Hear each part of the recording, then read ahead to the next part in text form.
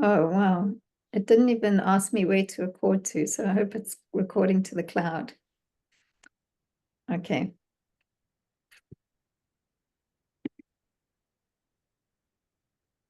Would it do that automatically, Mila? Yeah, I think Okay. it's in my setting that's the only option Okay. usually. Okay. Okay, good. Okay, so welcome back after Shavuot, our break over Shavuot. And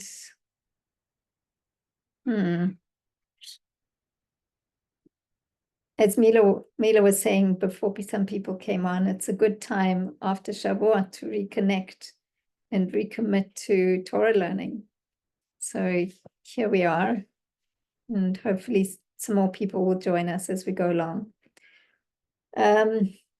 Really what I wanted to do for the first 15 minutes or so is just give all of us an opportunity to go back really into the text and find ourselves in the text.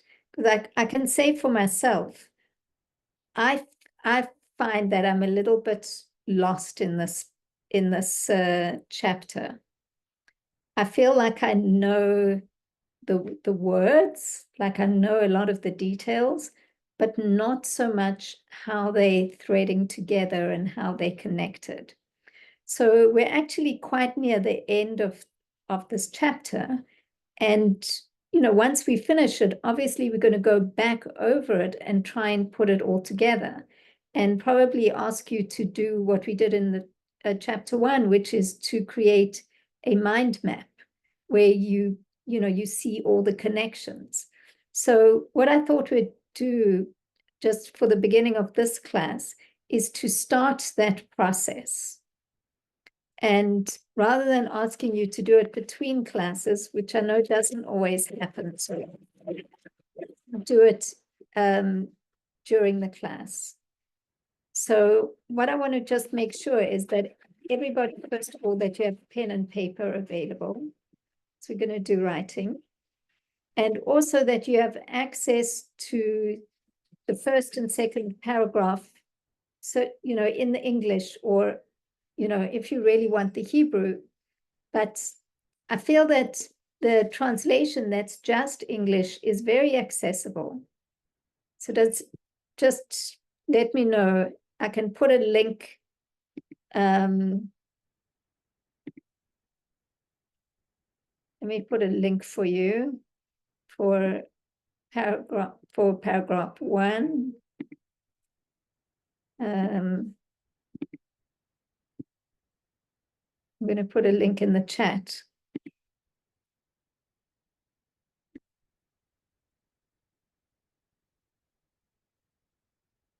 That first link is to the English for paragraph 1.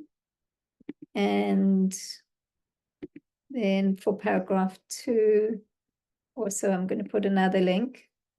And what I'm going to ask you to do is go into paragraph 1 and then go into paragraph 2 and write yourself as short a summary as possible.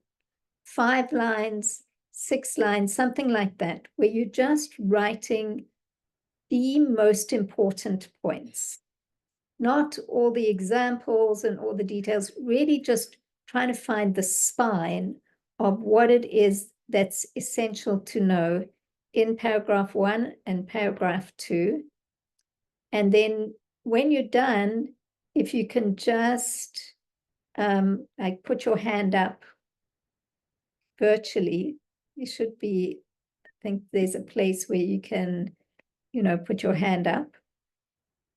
That's in reactions, raised hand. Reactions. Yeah, okay, react. So put some kind of a reaction so that I know that you're done. And I'm going to pause the recording, but anybody who's watching the recording, you should really do this. So is it clear? Just give me some indication, what it is that you're doing, right? So you're doing a summary, very short summary of the first paragraph and the second paragraph of this chapter.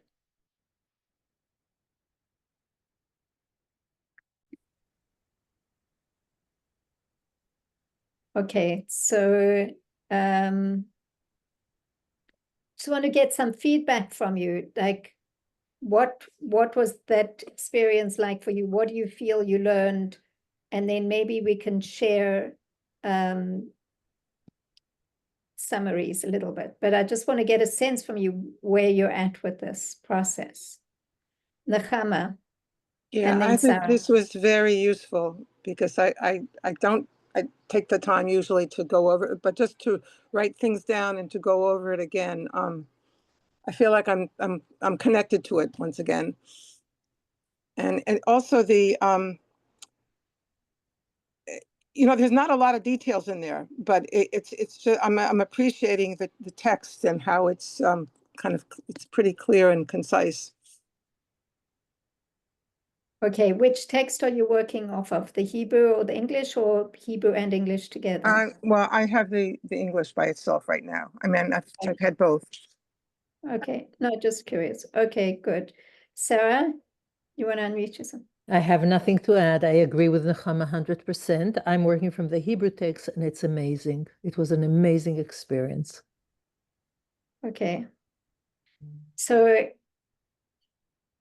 look, this is really, it's an amazing experience, right? Once you start getting into the text yourself, and really, I mean, I guess our expectation maybe a little bit is that, during the week, people are working with the text, but I guess it's not happening so much, not as much as any of us would like.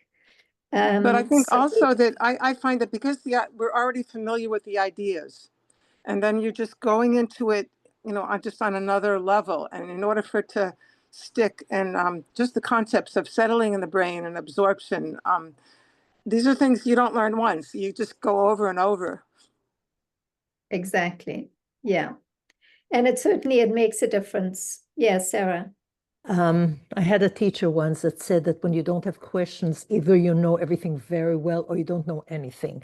So I have over here some questions. It means I'm starting to understand. So whenever we're up to that, I'm going to bring up the questions. Okay.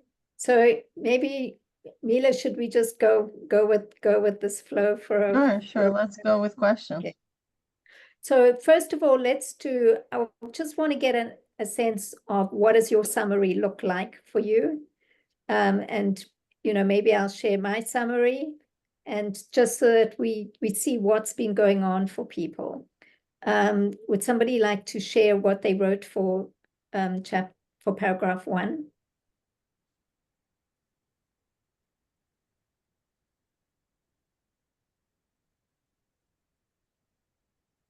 Sarah, Nechama, Yoni, somebody. You wrote it. You don't have to make it up. All right. I mean, I could do it. It's rough, but okay. We're in for rough. It's okay. Okay, so I'm just reading my rough notes. The midos of Chachma and Bina are Yisrael, Saba, and Tvuna. Okay, wait a minute. That's paragraph 2. Let's start with paragraph 1. I thought I was. Wait a minute. Oh, okay. It says that on paragraph. Okay, fine. Continue. Sorry, my mistake. I think this is paragraph 1. That's what I. Okay, fine. Okay. Yeah. And then the 3 levels of seichel, of the intellect. So it's introducing the ideas of Yisrael, Saba, and Tvuna, which are midos of Chachma and Bina, corresponding to each. And then there are 3 levels of the intellect. The first is the conception of the essential nature of a concept, only very abstract, not practical, only in order to understand. So it's just completely a mental experience. And what is that called? What is that called? That's the Gimel. Yes. Okay. So and those are the 3 heads of Chachma. And then it comes when one wants to build and wants to do something practical with it, then it comes down into Nahi. So I think that's the Nahi of Chachma. Right. And so that's the second level. When it connects with Seichel, I guess it's a desire to build and to to make it practical, connects to seichel. And then the third level is okay, this is where I get confused with the example of the egg because I don't really relate to that very much. But the third level is using the intellect to make a halachic decision whether something is permissible or not. And that is the chagas of Nahi. No, I'm not sure. So the Nahi of Chach, okay, I'm confused with that. So it's the Nahi of Chagas of Chachma. And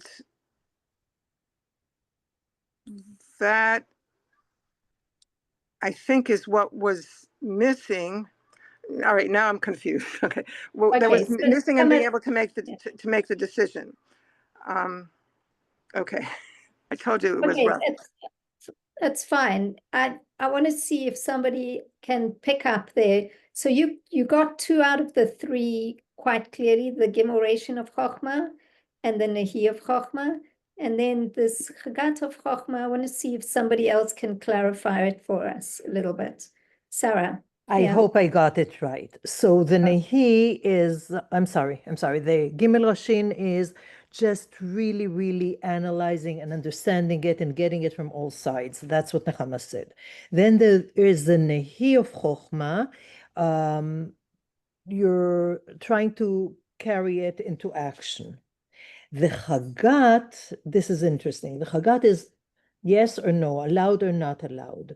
So we said that there is Nehi of Chochmah, and then there is another thing that is called Nehi that is within Chagat, and that's higher than Nehi of Chochmah. And why is it? And that gives the power, if I understood it correctly, and that gives the power and the ability to actually say yes and no. And that's why there is an example of somebody that, I'm not sure who it was, the Rav, that couldn't actually carry it to say halacha bepoal. But when you have the Nehi that is kalul and chagat, then there is more of the tokef, I understand. Please correct me if I'm wrong. No, that's pretty much correct. I want to just show you, first of all, just to clarify a little bit. One moment. So I think, I don't know if I'm jumping ahead, but doesn't paragraph 2 explain how one gets to the point of Nahi of Chachma to the Nahi of Chagas of Chachma? To that gap, to being able to take action. Isn't that what's explained in paragraph 2? So let's just stay with this for a moment. I just want to clarify for everybody that, we have the Gemoration, which is the Keter, Chochmah, and Bina of Chochmah. And what seems a little bit confusing is that in paragraph 1, he talks about this Gemoration, and then he goes and talks about Nehi. And he kind of leaves Chagat for later, but really the stages go like this. First, it's Gemoration. There's the conceptualization just for the purpose of knowledge itself, no application. Then second in the process is deciding yes or no, I want to do it, I don't want to do it, or it's permitted, it's not permitted. And then the Nahi is the Netzach Hod and Yesod, which is I start to think once I've decided, yes, I want to do it, or no, I don't want to do it, or rather, yes, I want to do it, then I go into thinking about how would I actually apply this. So I just want to clear that up for people a little bit, that even though he skipped around, he did it not quite in that order, this is what it looks like in the process. That before you get to think about how to actualize it, you think about whether you want to actualize it or not. Okay, so then within this, Yoni, you have a question? Yeah. So whether you want to actualize it. One moment, Nechama, Yoni's asking a question. Okay, so go ahead. I had a question why he did do it that way.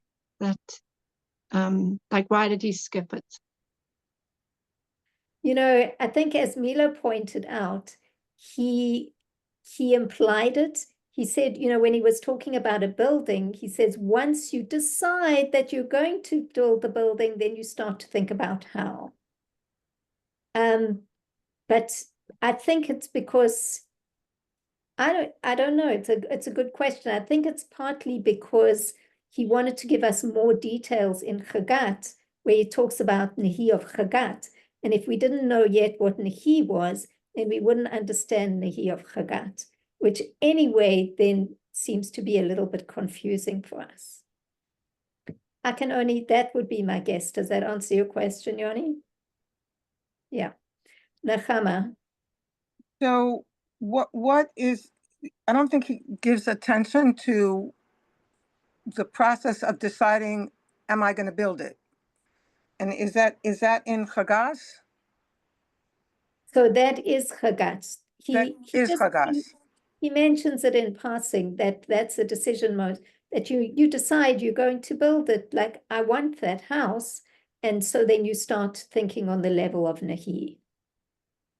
So But he like how much I want that house and why I want that house, and or is it if I can really build it? What all of those things, you know, it's like you start to think, you're like, oh, wait a minute, you know, you learn conceptually how to build a house. And then you start thinking, oh, wow, maybe I want a new house. And then you start thinking, oh, it's going to cost a lot of money. I don't want to do that. That's the Gevurah. Like, no, come on. I don't want to do that. Or, you know how much work it takes to build a house? And then the Chesed side would say, yeah, but then, you know, I can have the house exactly as I want it, rather than going to buy a house that somebody else imagined. Back and forth about, you know, do I even want to start thinking about how? I think I'm sorry. Yeah, Sarah, go ahead. I'm just thinking that maybe I could give an example that would perhaps explain in answer to Nechama.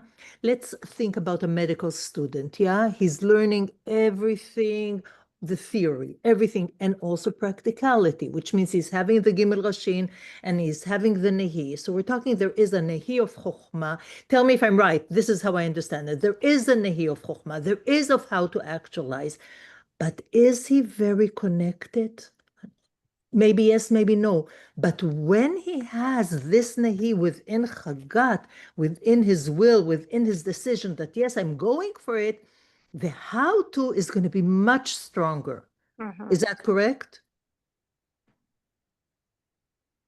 Mila, you want to weigh in? Yeah, 100%. The conviction part is very essential to bring it to the Maisa. Because you see, it's a new thing for a brain to engage in. And the brain naturally is into preservation of power. It's a natural state. Like, am I really exert myself? The brain, I mean, the human body by design is connected to automatize things. It's to preserve energy. It not just do things that it doesn't need to do. This is just a natural buildup of the program that Hashem has put into anybody, right? Even animals is like that. Now, why would the body now go out of its way and find how to actualize an idea if it doesn't really see importance in this? If it really doesn't see like, yes, I need this. If it's emotionally attached to it, to this idea, it's not going to do it. So it needs that component of the Nehi of Chagat to push it through. This is like the final excitement, like a state of urgency type of thing. In both, we see that in transition between Yisrael Saba, in Yisrael Saba, right, which is what we're discussing right now, right? These are the three levels of Seichel in Chachma. And we see the same thing in Tvuna as well. Is this Nehi of Chagat of Tvuna also is that little push, you know, of convictions. I gotta do it. I have to do it. It's like, so it sounds like that the when it gets to the point of tavuna, that's where the conviction comes in. And you can't reason, if and it's there, also you you can't see that reason out of it. exactly right. But it's also, we see that in the he of Chagat versus just Chagat, it's decision yes to do it or not to do it, just Chagat. But Nehi of Chagat is like, I'm there, like I'm already thinking of how to actualize it. And then yes, for that we need also the Hishtalshalos of Tvuna for it actually happening. You're right. In his example, he basically also showed that somebody can be a real Talmud Chacham and know how to apply forbidden and not forbidden in a theory, in an existing situation. But when he was presented with a new situation, he wasn't sure how to apply it to something completely new. And that's where he said that the Nechi of Chagas was missing. So I'm wondering, Mila, if it's also about the innovation of being able to apply it, the decision-making process or the insight to something that is completely new. Yeah, for sure. I mean, this is the paragraph 6 that we're about to learn now. Also understanding how are we applying to something other than the concrete example that's brought down in Gemara. If we are here to understand a very essential point here is that how the law, how halacha is derived from Talmud. If we're going to get a little bit familiar with that process, it will help us understand, the law in Talmud is derived this way. There are different sugyas, right? There are different conversations that happened between the Chachamim that was recorded in Talmud. When Chachamim discussed Mishnah, right? Meaning Amoraim, there's Tanaim and Amoraim, right? The Tanaim as the one who wrote the Mishnah, and they wrote the Mishnah. Then the Mishnah was discussed in a Beis Medrash, okay, by Amoraim. And these discussions are recorded in a Talmud. And they go according to different sugyas, right? Sugyas is discussions that have beginning and the end, like based on themes. And so on and so forth. Now, it's interesting to note that now what's supposed to happen? A person, a Rav, he has to know the Gemara very well, okay? He has to understand the sugyas, what they're talking about. And not all the time the sugyas have anything to do with how we live now, right? But he has to keep in mind a certain forms and certain patterns of how the flow of the concept go. What is a logic behind it? What is derived from what, and so on and so forth. And then he also has to learn all the halachas of direct application based on the concept discussed in Talmud, right? So he gets himself familiar with all the Rishonim and Achronim, how they were paskening halacha, taking it from Talmud, like Rambam and Ramban and so on and so forth, and get himself familiar with all the works of all the great rabbis. And then here we go, a woman brings a chicken, okay, to him, right in front of him. So what's supposed to happen? What's supposed to happen is that he has to make a whole synthesis of all the halachas pertaining to this particular subject that he knows, okay, all the principles that he knows, okay, and all the applications in other instances that he knows. It's like a law school, right? That's what they pretty much do in law school. Similar idea, right? I mean, obviously it's lahavdil, but that's how law school's built, on the Jewish law, okay? Because when you paskin a halacha, you have to bring on what basis you paskin the halacha. You have to bring like the original concept discussed in Talmud and also in Rishonim and Achronim and so on and so forth. So that you understand that it's a process. And sometimes, you see, when we're talking about chicken, it's less of a problem because in the time of Talmud, there were chickens as well. But let's say when electricity was discovered, right? And that brought the whole halachic questions whether electricity is allowed on Shabbos and Yom Tov, not allowed on Shabbos and Yom Tov, and blah, blah, blah, and all different types of technology that in a recent 100 years is evolving. They have to apply the Torah principles that not directly discussed in Talmud, but they have to find similarities in all the malachas that is discussed and blah, blah, blah, and derive a halacha, which is davar nivdal. It's truly the halacha is not directly discussed pertaining to electricity because there was no electricity in those days. For example, now there's a whole new chapter of fertility, right? Like, for example, different banks with eggs and sperms and who is the father, who is not a real father, and all that discussion that was never there before. We never had these discussions before, right? And now our chachamim of our generations, they have to derive that. So why am I bringing this to you? Because this decision making, right? It's very essential because they need to decide if that what they learned is applicable in this situation or not, given all the circumstances around that particular situation. Okay, so that transition, is it so or it's not so, and on what basis? Okay, and that requires a very deep iyun.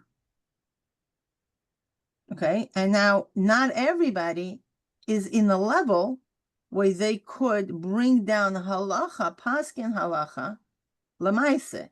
It's halacha lemaise. It's not halacha in hypothetical, I don't know, university study type of situation, right? Or like even in yeshivas, there's a hypothetical learning, right? But we're talking about halacha lemaise, right? So that halacha lemaise is essential to understand that the person has to understand it on such deep levels within his Yisrael Saba and Tvuna to be able to paskin on, for example, electricity, or for example, on very complicated subject of fertility, for example, you know, and so on and so forth. Some things that were never discussed in Talmud. But to understand the principle of a similar situation there and know how to derive it without diluting the essence of Torah. Understand? Like, it's a pretty high level. So this is what we're talking about. And he has to understand it on a very deeper level himself in order to be able to derive it on such a separate subject that was never discussed before. And that's why we call it a new light. That's why we call it a chidush, right? In the Torah, there is a concept which is called chidush. What is a chidush? Chidush is tvuna. When a person is able to contemplate, he's able to bring as a chidush. If you remember in earlier, I'm not sure which paragraph, but he was talking about as davar chadash, right? It's like a new entity is being created. It's not just an intellect gets absorbed in the brain. When it gets absorbed in the brain, there is a new fold that's being created. It's a new entity to the point that it has its own depth, its own width, its own length. It's no longer just a representation of Bina. Because truly a person might think like, okay, what's a big deal? What's the difference between Bina and Tuna? Okay. So we could just say it's before absorption and after absorption, right? But no, once it gets absorbed, it's a new entity. So Mila, with that, maybe we should go into, that's paragraph 2. I think that's what everybody was doing. But just to clarify, last thing, just to keep things, we're going back to the skeleton here, that everybody should, really understand these 3 processes And I just have one question here for you, Mila. Look, when in this first paragraph, he's talking about the 3 levels of Seichel and Chochmah, you know, that Keter, Chochmah, and Bina is the Gemoration, but once he's talking about the Midos here, he's really talking about Yisrael Saba, right? For sure, yeah. This And is, every time we hear a word, midas of seichel, we know what we're talking about, right? We're talking about Israel Saba and Tuna.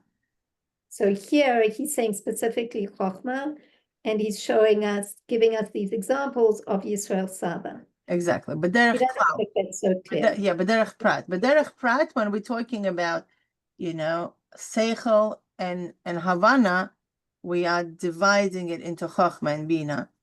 But that's only for the sake of understanding how it works. But in general, if somebody tells you seichel in Maimer, we know that it's Chochmah and Bina, because Chochmah and Bina are 2 never separated friends.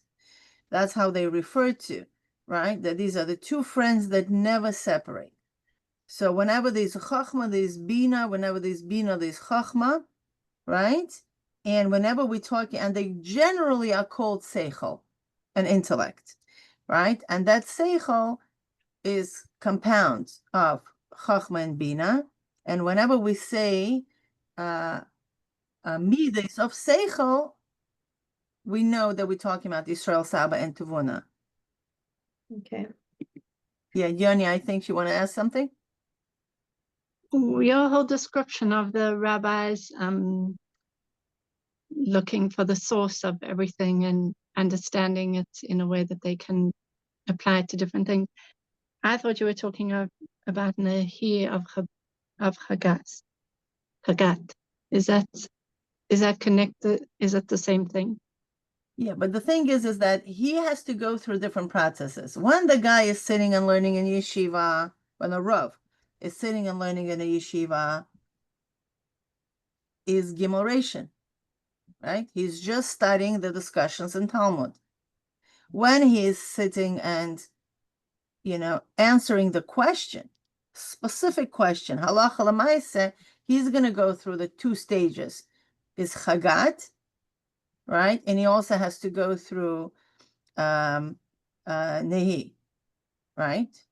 But also that's only pertaining to Chachma. But in order to do a final psak din, he has to go through, you know, Tvuna as well, right? Only when he is able to go through, when he's on the level of Tvuna, he's really able to paskin to right here, right now, specifically to this question that men or women are asking him, right?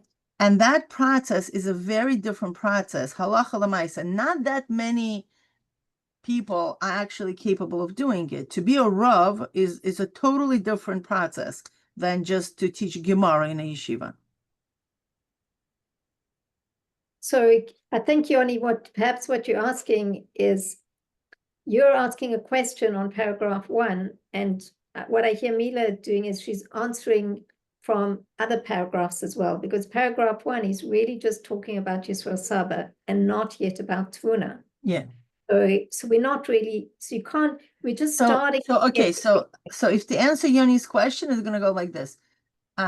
This particular, like for example, imagine a scenario, a woman is coming, a man is coming, I have this problem, right? What is a psak din, right? So the Rav would have to evoke his Gimoration, right, of Chachma. Then, okay, he has to make a decision whether he's going to answer her or not, right? And then he's going to go into a process. How is he going to answer her? Right? Then he's going to be done with his chachma, because he might say, I don't have an answer for you. Come tomorrow. Okay? That's the answer would be no. Or I'm not competent in answering your question. That's the answer, no. That's on a chagat level. On a nehi level, once he passes yes, on a nehi level, he's going to be adjusting, right? Okay, what's the maisa here? How am I answering you? Once he's calculating it, he's automatically paralleling going into the Tvuna mode, right? And Okay. That's what I wanted to know. bringing that down from the Tvuna perspective, because on a Chachma level, maximum what he could say is yes or no. Remember the Rav about the egg? Yeah. Okay. So, but then if anybody is going to ask him how come, on what basis, he doesn't know the answer, right? But we're talking about somebody really on the level where they see concepts. I don't know that many Rabbanim who are on the level of this Rav that we're talking about, right? From the Gemara, from the Amoraim. I'm not sure about it. Okay, so therefore all our rabbis, current contemporary rabbis, are on the level of Tavuna that have to take it down and really understand intellectually from the Bina brain, okay? Because I'm not sure who is on the Chachma level, a Rebbe, a Tzaddik, or something like that, right? But we're talking about simple people that would have to take it through the Tvuna process of really understanding the concept, really chewing it over, so they could derive the halacha. And there are many few rabbis, for example, regarding fertility situations that coming up with different banks, who is a mamzer, who is not a mamzer, right? We're talking about, we're opening a can of worms in a way with all the fertility situations, right? For example, that's why it has to be done with a kosher facility. If an egg was taken from a woman, her other egg, could these children get married or not? Are they considered to be sisters or brothers? It's a very difficult concept. Okay. Now, surrogate mothers, who is a real mother? A person has now two mothers or not? Why is it important? Because if she's a surrogate mother, her children, can they get married or not? Right? So they were really complicated halachas way before. It was not even a question, but there was no such technology to do this type of things. So, so there are very few rabbanim who are capable of answering these questions. Literally, in the whole entire world, there's maybe 2 or 3 rabbis that are answering these type of questions on, on these subjects. Why is it? Because, yeah, to really go so deeply in halachas and derive, basically we're looking ish tvuna. Somebody who is capable of going to the world of Talmud, in the whole sea of Talmud, know the whole Talmud of the subject, know the Rishonim and Achronim, and derive paskin halachas, okay, on such important matters, to right here, right now, to something that's completely separate, that was never discussed there before. So we're talking about really need geniuses for this. Okay, so yeah, it's you really need to be a genius and to do certain things like that. But again, not on every halacha. Please understand, right? Not every halacha is that complicated. Some halachas are, about chicken and shechting and knives and, kashrus and all that stuff, right? That already was discussed. We just need to know where it is, take it down, and apply it to this particular situation. Okay. All right. So let's go on to the second paragraph. And can somebody volunteer to just share with us what you understood and see if there are other, what you didn't understand? Yoni, do you want to, Yoni or Cody? You with us? No. Yoni, you want to do it? I can try. I don't know if I can understand my notes, but okay, I'll try. Okay, so the difference between Yisrael Saba and Tavuna, and Chochmah and Bina. So Chochmah and Bina are the aspect of the 3 upper spheros, which are the Gimuration. So they're conceptualization alone, and nothing branches out from them, not in emotion or in action, although that power still exists within them.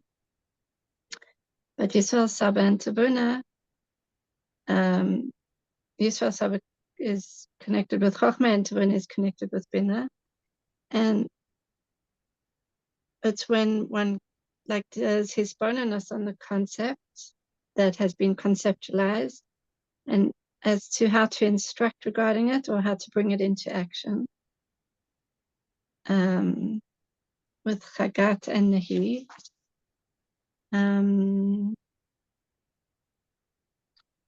And Yisrael Saba is the midos that are revealed in the essence of Chachma before they're being clothed in the intellectual comprehension of Bina. I think that before they go into letters. And Tavuna is the emotions that come from the intellectual comprehension of Bina. And there's another difference, is that Yisrael Saba is not a new power. Jons, just hold on one moment. Okay.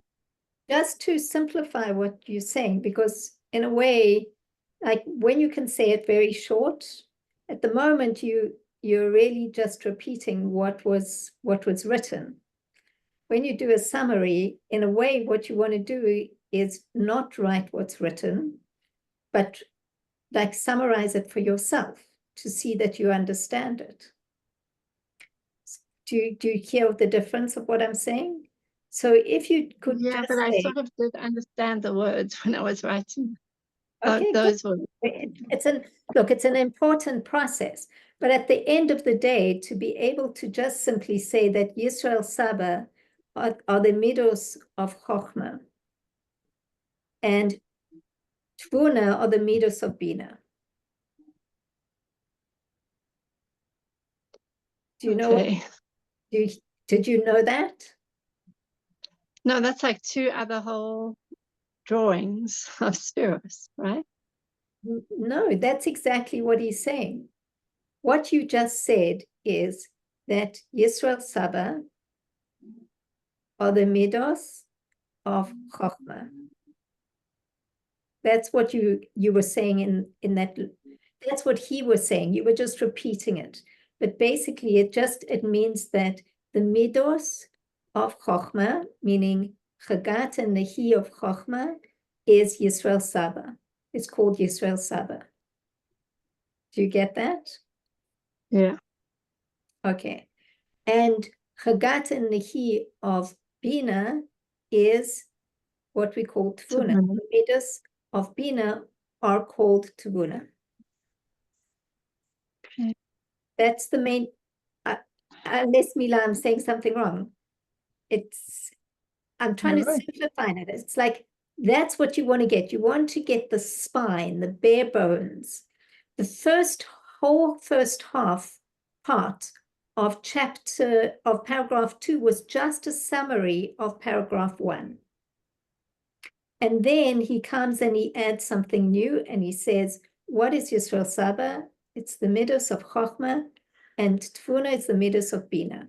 Okay. Now, let's go from there. Just trying to get the spine. I'm not contradicting your process, but I just want to make sure that it's clear to you that that's what he, when you come down to it, that's what he's saying. I didn't understand that. Okay, so Sarah, let me ask you, was that clear to you? You're muted. Yeah, you did crystallize it. I understood that when we said about Israel Saba, that it's midot that are in Etzem HaChochmah, but they're not revealed yet. I saw that emphasis. And in Tvuna, it is the Chagat Nehi of Bina, but I guess it is already something that is revealed. Okay, so that's this kind of second tier. The first thing is just to understand that when we say Yisrael Saba, we're talking about the midos of Chochmah. And when we say Tvuna, we're talking about the midos of Bina. Now, what is the nature of those? Then we go, okay, into the nature of them. What's the difference between Yisrael Saba and Tvuna? And that's when we go into saying, okay, Yisrael Saba is not a new power, and Tvuna is a new power, a new koach. And then we have to understand, well, what do you mean by a new power? Why is Yisrael Saba not considered something new? And why is Tvuna considered something new? And then that's the explanation that you were given. So I just want to create, this is the process of trying to create like a bare bones. You want to see like, what is the spine? What is the the essence of what he's saying and taking all the meat off, So that's what we're starting with. We're starting with Yisrael Saba is the midas of Chochmah, Tvuna is the midas of Bina, and now we want to understand what is the nature of them. Okay, so then, Yoni, do you want to continue and see where you're going with that? No? I don't mean to confuse you. I want to try and just create clarity. I know it's hard when you're first in it.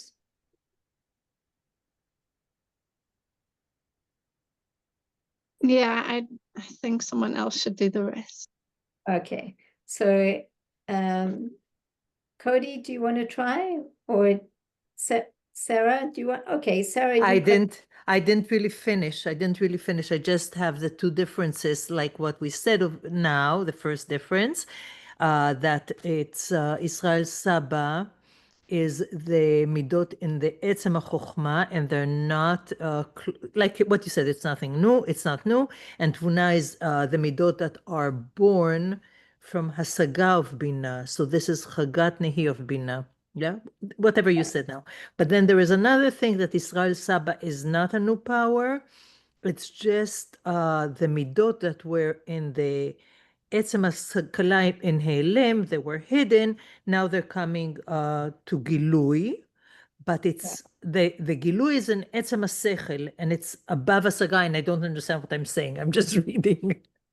And then Tvuna is a new power that the physical brain is absorbing the Hasaga and Haskala, and I need elaboration and clarification.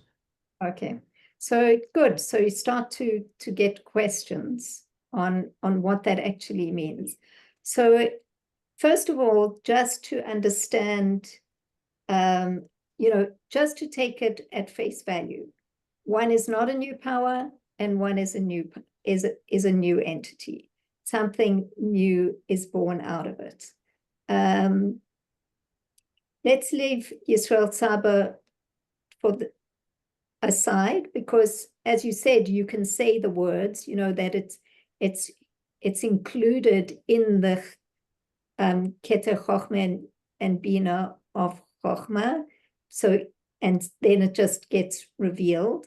But why is that not a new power? Okay, we'll put that aside as a question. When you come to Tvuna, we say that it's a new power. And what does he say there? That why is it a new power? Nechama, you want to try and speak to that? So I think this is like the main concept that I got out of it at the end, and it's the difference between settling and absorption. And so with Real Saba, it settles in the mind, but with Tvuna, it's absorbed, and it's like almost like it becomes involuntary. So okay, so stop there, because it's what you're saying is partially correct, but it's in the wrong context. Okay. Okay, fine. So let's try and clarify. You know what? I'm going to share something with you here. This is just what I wrote up. Okay. So we have this idea that Tvuna is a new power. And let's just leave why it's a new power. The discussion about hitiyashvut, about settling, and about klita, which is absorbing, is not asking the difference between Yisrael Saba and Tvuna. It's asking what is the difference between Tvuna and Bina. Because once you say that Tvuna is a new power, and you describe it like this, the physical brain absorbs the spiritual concept on the level of pnimiut, like internalizing it, and the brain is changed by this process. So it also sounds similar. He says it there. I didn't write it. I took it out. He says there that this sounds like Bina. Bina is also, we know Bina is a yesh. And Bina, there's also the idea of pnimiut. And so how is Tvuna different than Bina?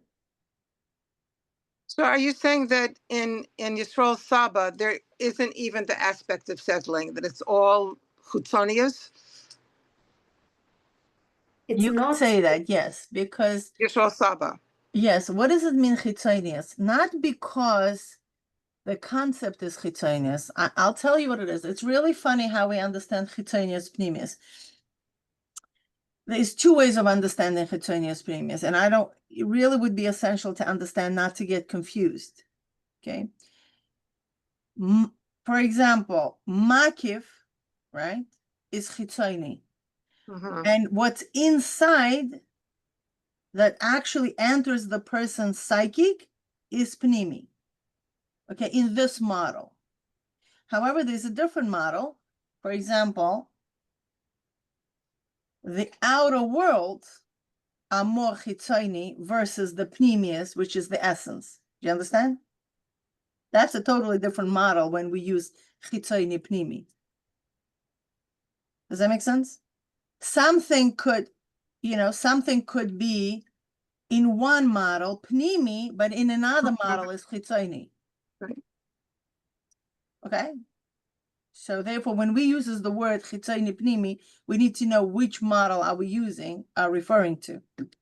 For example, when we're talking about the essence of the neshama versus the body, the essence is pnimi, the body is chitzoni. But when we're talking about in this context, when my ratzon, my oneg, it's above my understanding, right? And my understanding, what actually comes into my consciousness, in that model, what enters my consciousness is pnimi versus whatever else above my head, right? Which is my chachma sometimes. It's just a vision. I need to internalize it. In that context, it's pnimi versus chitzoni. Does that make sense? So it's very important for us to... Yeah, I can see that. So it's all relative, Exactly. it's To whatever model to you what? discuss. It's the outer aspects of what? Exactly. Yeah. Exactly. So it's, Thank you for it's like, yeah. in a way, you're saying that Chochmah is more profound, but it's like that Baraka Mavrik. It comes and it goes. It doesn't even have hityashvut. It doesn't settle. It has to come into Bina to settle. And we know that from chapter 1. So now, when we're describing Tvuna, he reminds us that this sounds very much like Bina. So he's saying, what is the difference between Tvuna and Bina? And then he says, the difference is that hityashvut is in Bina and kolet aklita is in Tvuna. Hityashvut means it's settled, and klita means it's absorbed. So if something comes into hityashvut in your Bina brain, you'll remember it for a while. But, a couple years later, somebody will ask you a question and you'll say, wow, I remember vaguely, I heard it, but I can't remember. You can forget it. But if there's klita, you'll never forget it because it's kind of hardwired into your brain. It literally changes, like the spiritual concept enters into your physicality of your brain. So can't it be like changing your neural pathways? So the thing is, it's more than the neural pathway, because a neural pathway can be pruned, meaning if you don't repeat it over and over again, like you'll forget it. But riding a bike, you never forget because somehow it gets hardwired into your muscle memory or into your nervous system. There's certain things that you don't forget, like probably driving a car.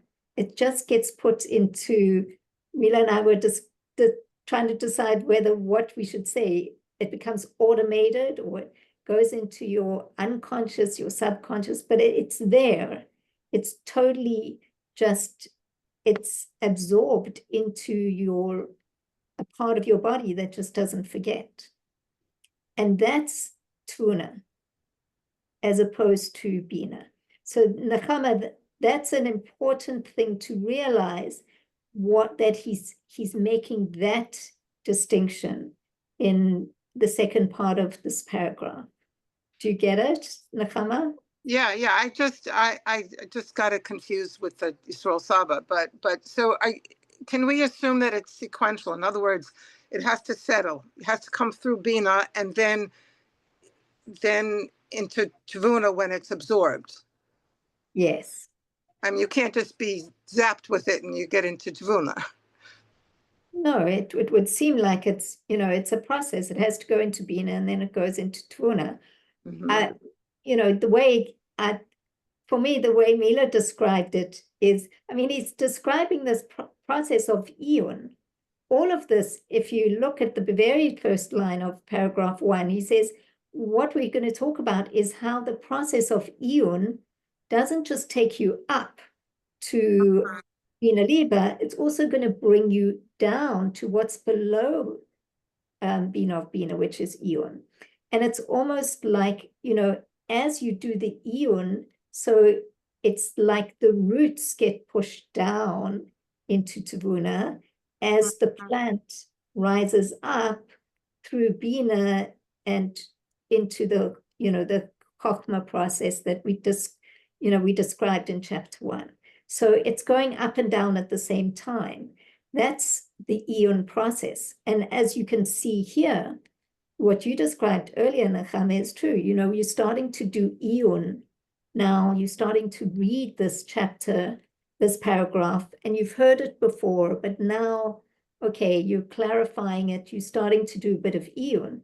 So it's beginning to settle a little bit. And then as you go deeper into it, there'll be a process going up and a process going down like a plant. The roots go down into Tvuna and the plant grows up through Bina. Yeah, and I think seems to be there's an aspect of repetition and habit in it. Like I like the example of learning to ride a bike, because when you're actually learning, which is maybe we call that the settling part, you ride a bike and you fall and you get up and you get but once you know how to ride a bike, you just get on and ride. And the same with muscle memory, like playing a musical instrument. It takes a lot of practice to settle and be absorbed. Yeah, absolutely. And I actually heard recently somebody use that example of learning a musical instrument, that for a long time, you can't really play music. You have to just work really hard to just get the technical side down. And that's the early stages of Iyun as well. You're just trying to get the pshat here. And it takes time and you have to work through it. So when I was stopping Yoni and then I was stopping Nechama, it's because we're trying to do a birur on the pshat, to make sure that you really understand just the pshat of it, the bare bones of it. So it's a process. And it's also, they're very abstract concepts.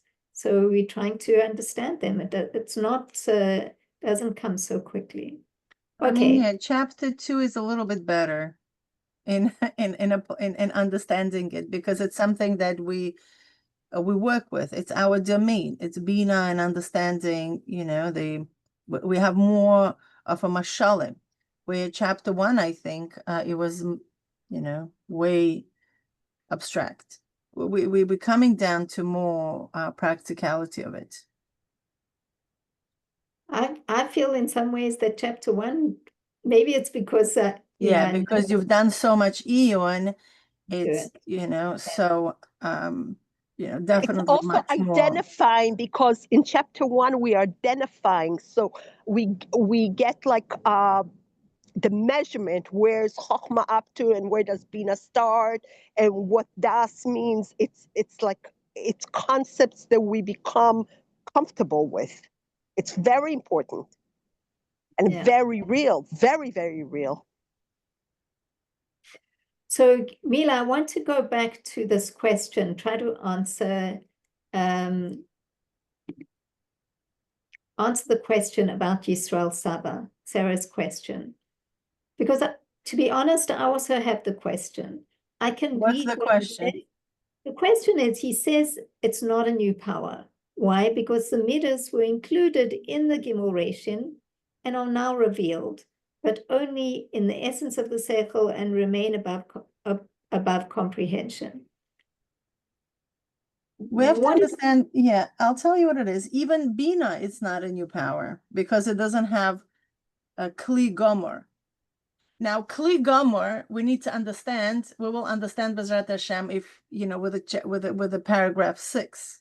He brings a very interesting concept there that a woman, right, only becomes, she could create a Kli, a woman is not a Kli, right? And only able to become a Kli by the one who makes her into a Kli. She could go into a covenant with it's a famous Gemara, and it's אישה כורתת ברית אלא למי שעשה הכלי. exactly right. So she's able to, you know, create a covenant, which is a whole idea of kinyan, right? And many women feel offended. It's like, what am I saying? You're buying me, right? But there's a whole this spiritual understanding of male and female powers in the world. It has nothing to do particularly about male and female bagashmias in general. And paragraph 6 talks about it, right? So asiyat kli, making somebody into a keli, right? It's a profound concept, right? And that's why in Chachma and Bina, there is no making of a keli, because there was no keli yet. Who are you making into a keli? Right? Because we're talking about a spiritual light, and therefore they do have kelim, meaning they do have a sense of being expressed through our oisias, right? Through oisias of the machshava, right? The Bina is the thought. This is the oisias of the machshava. But at the same time, it's not a final kli. It's not kli gomer. That's why Chachma and Bina, they don't possess a kli gomer versus Tvuna. Tvuna has an advantage. You know what? I was here. How do you know the Tvuna was here? There is a little brain connection that you could measure.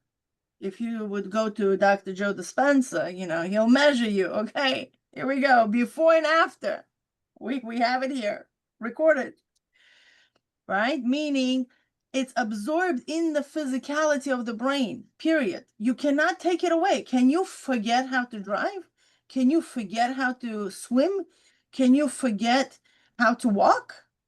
Well, if chas v'shalom, somebody's going to get a brain damage, maybe they will forget. But I'm talking about if there's no damage will be done to the brain, can you forget to talk?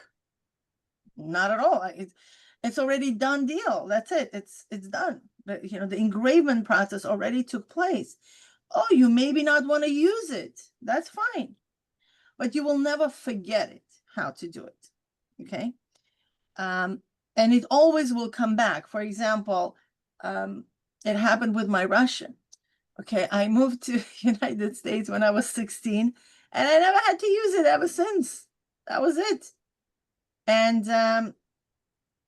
my environment was English, and with my family, I spoke Bukhari, and we hardly read any book ever since I was 16. That was done deal.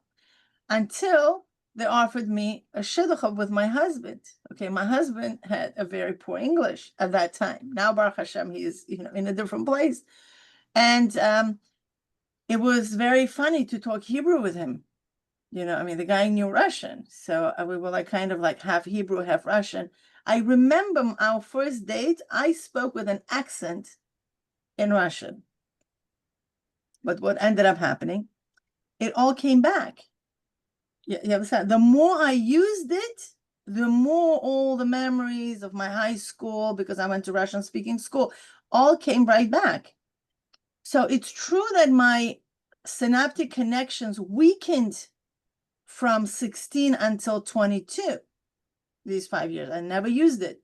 But once there was a use for it, there was also a ratzon, right? So it all came back. That's it. And even got more sophisticated. Yeah, as I grew older, so the use of language became very different, and the communication. So that's what we're talking about. Okay, so you never forget, even if you don't use it, and you think you lose it, but once there's a ratzon there, it always sparks back, and we always come back. So paragraph 6 talks a lot about this making of a keli. So only in Tavuna is keli gomer. Keli gomer versus keli not gomer is whether it has a permanent impression on the body.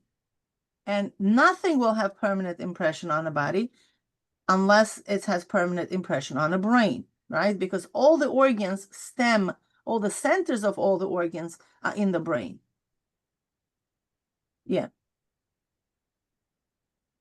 Yeah, we can't hear you for some reason, but okay. Yeah, Yeah. I just want, if you could clarify a little bit the end of paragraph 2, where he says that the klita, the reason for the klita is because he has bitul. the brain has bitul. Yeah, the brain has bitul. But when his brain is gas, whatever it means, he's Gas like is a coarse. yesh, Coarse. coarse. He Mhm. thinks he's very smart.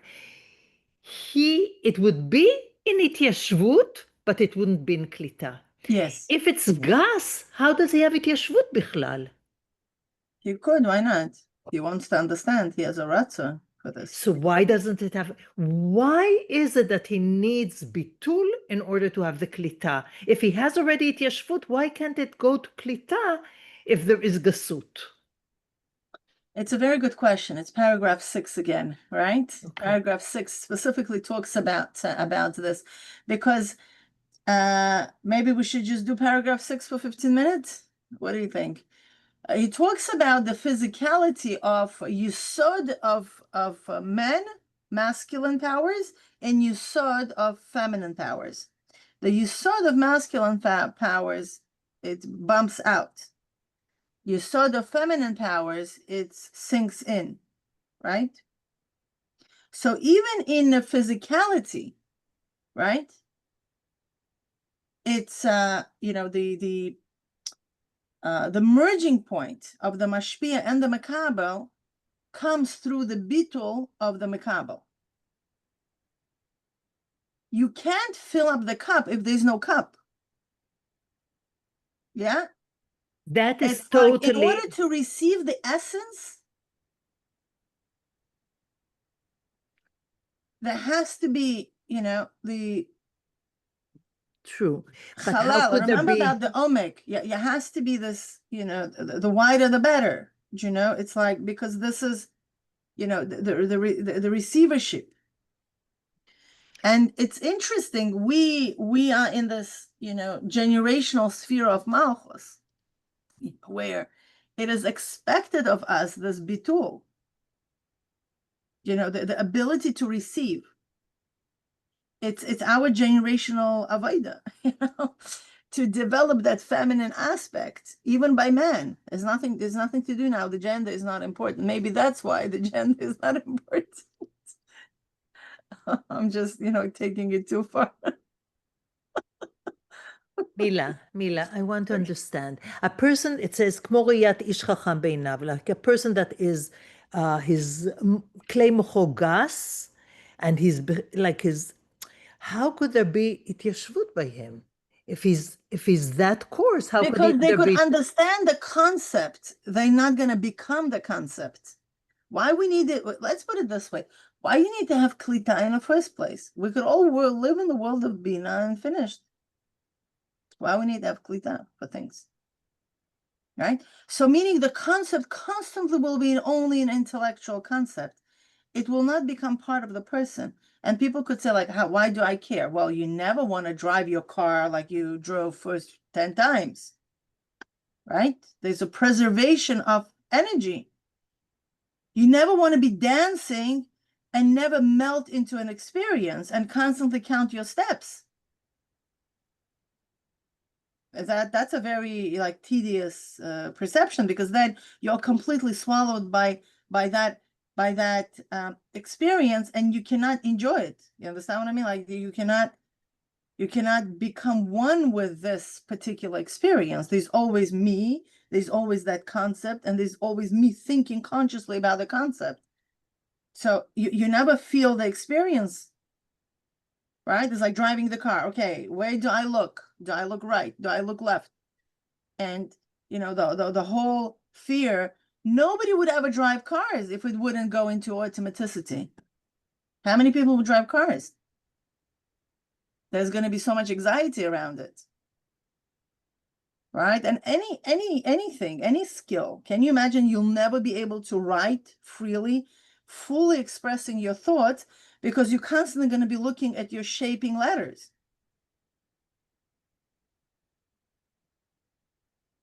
Sarah, have you had a situation where, you know, you're trying to teach something to somebody and, you know, you have one student or one child who really, really wants to receive from you and wants to know.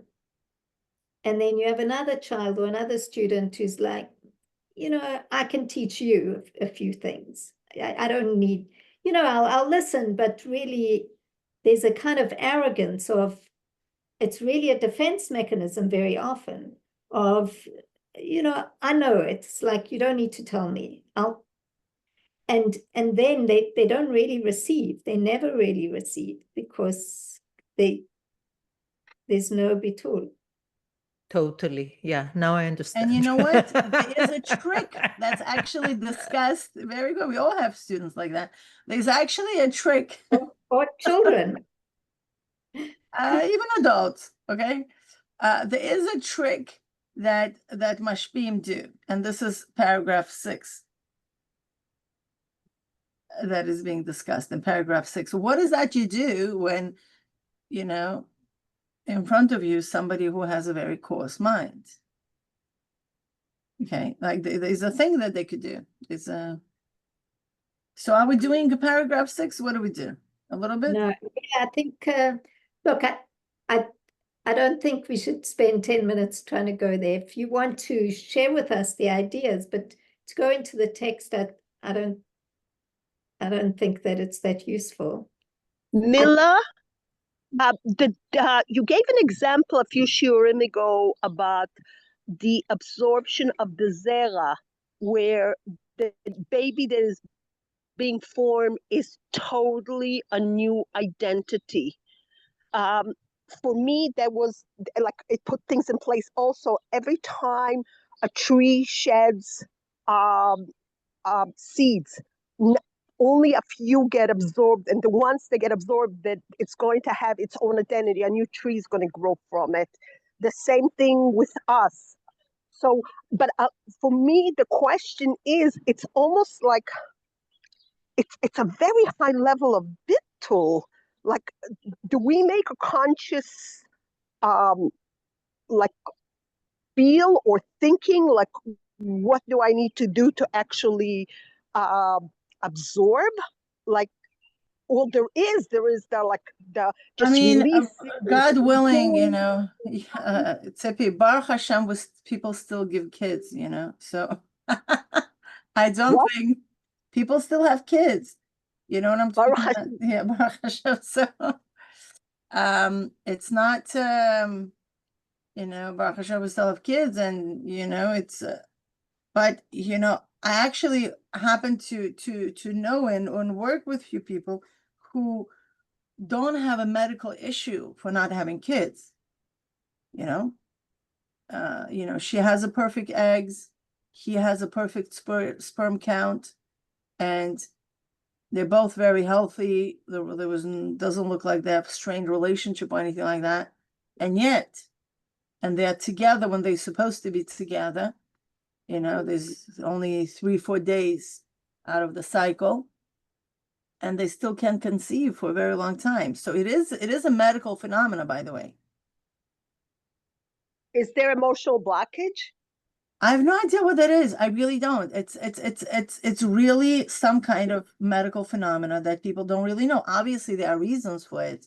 It could be a spiritual reason for it. It could be a physical reason for it. It could be an emotional reason for it. And I guess for every couple who's going through that particular challenge, it's going to be something different because every situation is unique. But there is this such a thing. You know, people think like, oh, there's an egg, there's a sperm, there's going to be ovulation. Not necessarily, not ovulation. There's going to be a conception. No, it's not. It doesn't have to, it's not. Meaning it's could or could not happen. You know, it really depends on the body's readiness to conceive. Yeah, like not everybody at that given moment is ready to conceive. So it's so this is what we're talking about. It's a bittul state, right? Not everybody is ready to mevatel itself to do that, and it somehow transpires. Somehow this egg knows I'm letting in and I'm not letting in. You know, it's like it's an intellect on its own. And you're right, it's not a conscious process. I don't know if consciously can people get over these things. I have no idea. So it's really, but yes, the mashal for the tvuna, and especially if you guys could look over chapter 6, it's already, it's in a folder. Look through chapter 6. We'll share, Bezrat Hashem, we'll share the summary. If you could prepare that for our next class, that would be amazing. At least read it and try to understand. It's really, he's not talking about anything new there, you know, but he is helping us to digest the concept that he had spoken up until now. And after that, we're going to have another 2 paragraphs to finish the chapter 2. And but what I thought was 1 paragraph is 2. There's 6 and 7. I think so, yeah. 6, 7, and 8. There's another 2 paragraphs besides that.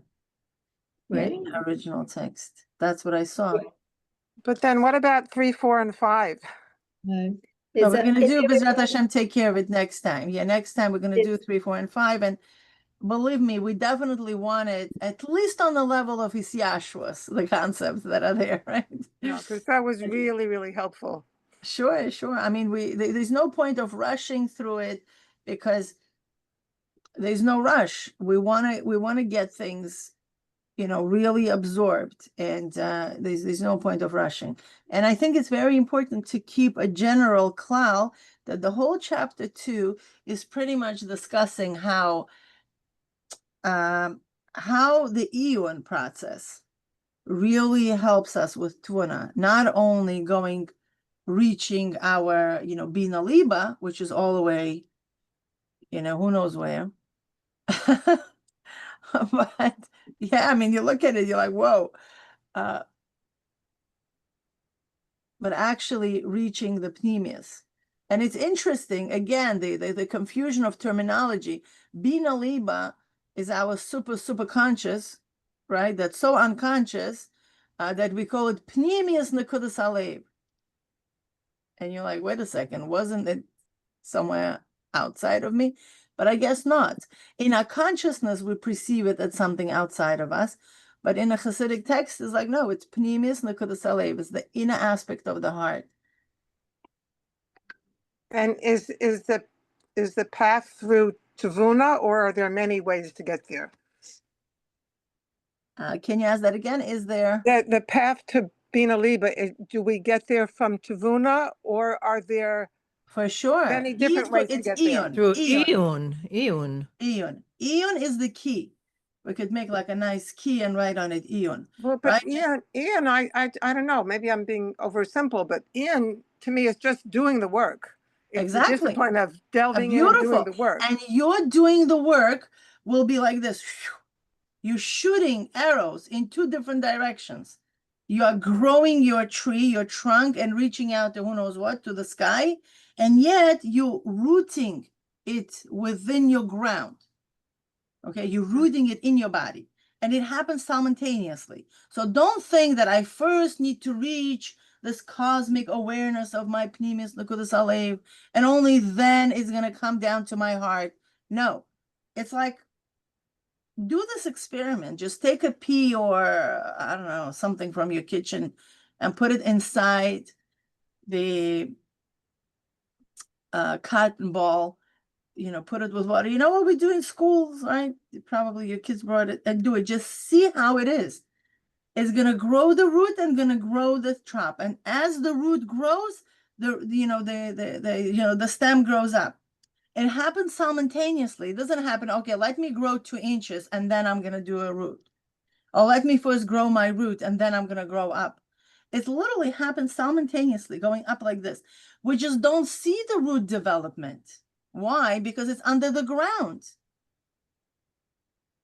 So the key to everything, I'm adding on Nechama's question, the key to everything is iyun, which means an intellectual exercise, reviewing and reviewing and reviewing. Is that correct? You're going to go beyond that, right? The iyun, if you remember the Hayom Yom that we shared all the way in the beginning, talks about the 3 level of iyun.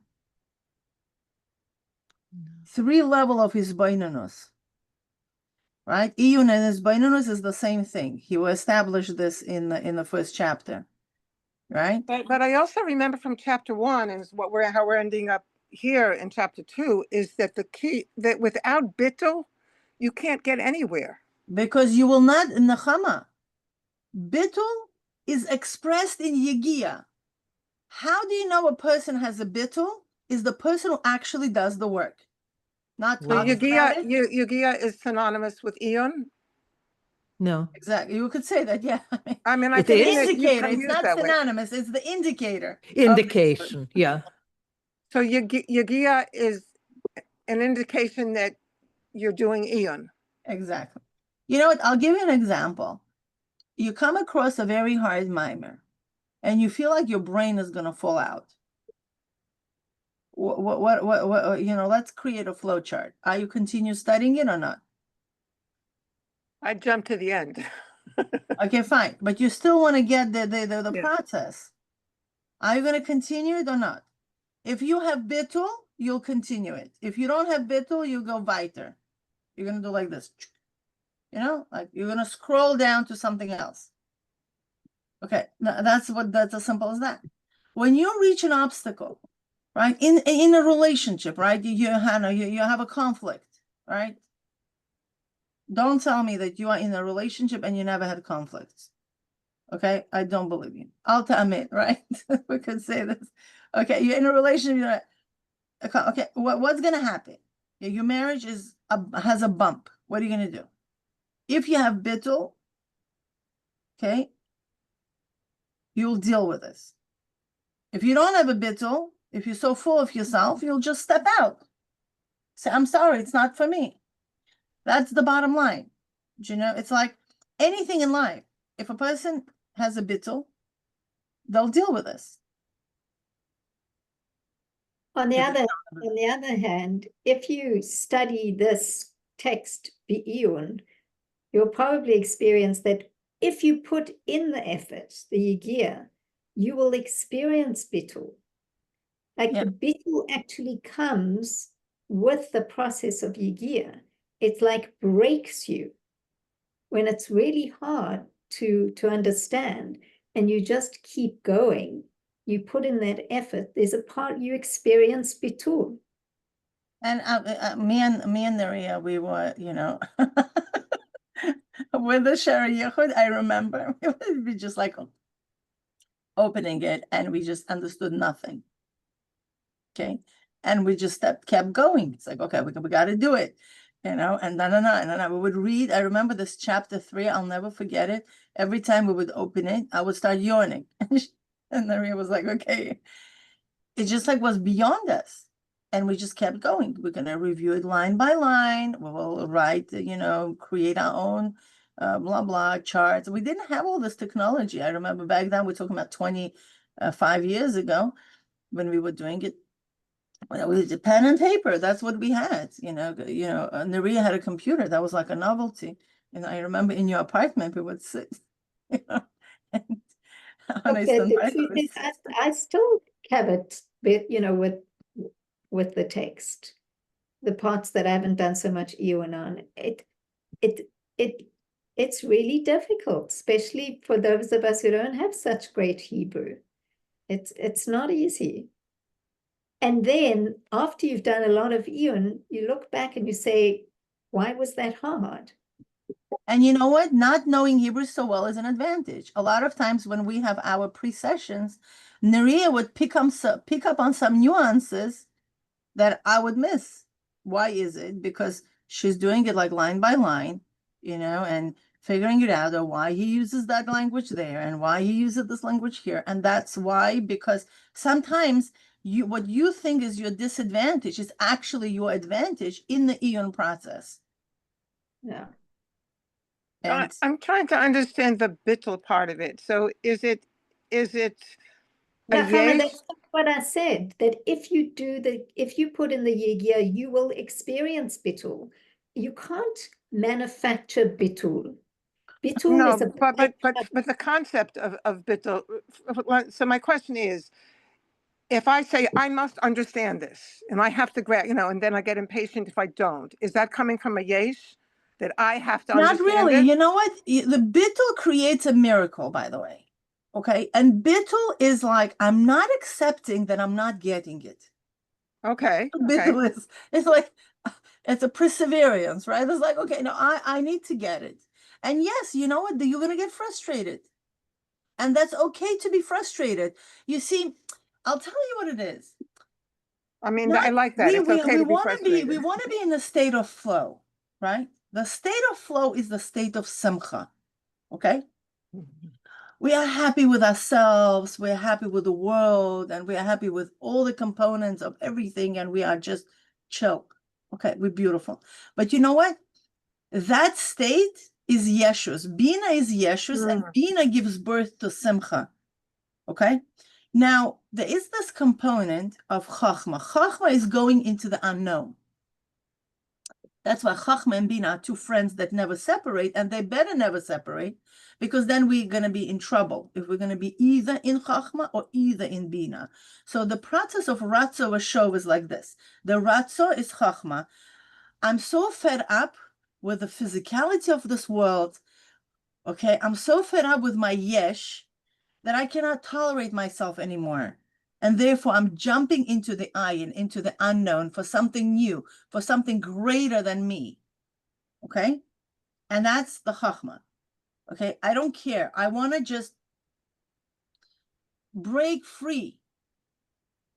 Okay? And this is what we do. We jump into this whole pool of the unknown, and we seek insight. Okay? Once that insight is given to us, and the more we seek, the more we probably going to get it. The new insight enters our mind, our brain, as Baraka Maverick. Okay? We digest it, we internalize it, and then we are at peace with it. Okay? So now the Chachma is going to provide us this oneg, that spark, this new insight, and then we internalize it. And as much as we internalize it, we go back into equilibrium, right? We go back into the state of yesh. And then we again going to fed up, bored. The life is going to become not interesting. It's too good. There's no, friction within ourselves. Okay. And then we fed up with it. And then we're going to go back again to Chachma. Okay, state. And then we're going to go back.